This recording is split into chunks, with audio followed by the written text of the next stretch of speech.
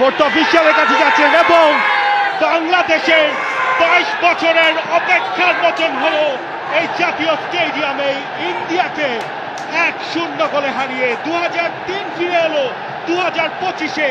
বাংলাদেশের কাছে এখন আর অপরাজেয় নয় টিম ইন্ডিয়া এবং এশিয়ান কাপ কোয়ালিফায়ারে বাংলাদেশের প্রথম জয় চোখের কান্না। এই মৌসুম দেখেছেন বাংলাদেশের সবশেষ জয়টাও, আর 23 বছর তাকে অপেক্ষা করতে হলো আরো একটা জয়ের জন্য।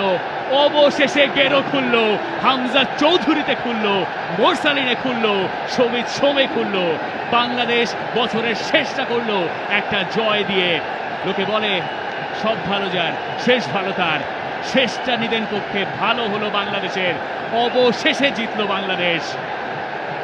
এই বাংলাদেশ আর্লি লিডটা নিতে পারে। এই বাংলাদেশ আর প্রতি ম্যাচে শেষে এসে গোল কনসিড করে না। এই বাংলাদেশ ম্যাচের কন্ট্রোলটা রাখতে পারে।